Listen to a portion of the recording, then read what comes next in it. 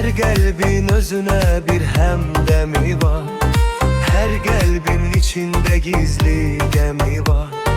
Hərənin dünyada öz aləmi var. Mənim bu dünyada aləmim sənsən. Məcnunda uduzan, mən də uduzan.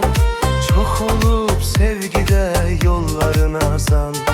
Şeirlər, qəzəllər, nəğmələr yazan. Eşqdən alovlanan qələmim sənsən. Sən mənim ömrümdə açan çiçəksən. Eşq ilə bəslərəm, saxlaram səni. Sevgin günəş kimi nur elər hər gün. Hər sabah oyanıb qoxlaram səni. Sən mənim ömrümdə açan çiçəksən. Eşq ilə bəslərəm, saxlaram səni. Sevgin günəş kimi nur elər hər gün. Hər sabah oyanıb qoxlaram səni.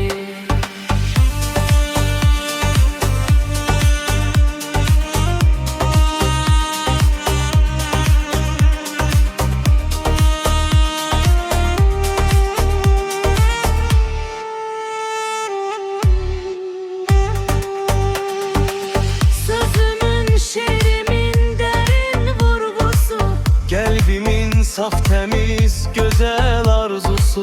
Ən şirin, ən əziz, təmiz duyğusu. Mənim tək sevdiyim gözəlim sənsən. Səndən özgələ uzanmaz əlim. Ay mənim qısqancım, ay mənim dəlim.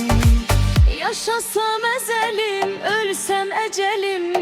Bitirsəm ən böyük kədərim sənsən.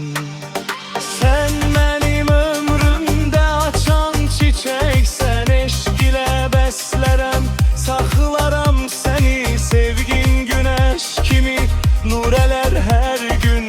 Hər sabah oyanıb qoxlaram səni. Sən mənim ömrümdə açan çiçəksən. Eşq ilə bəslərəm, saxlaram səni. Sevgim günəş kimi nur elər hər gün. Hər sabah oyanıb qoxlaram səni.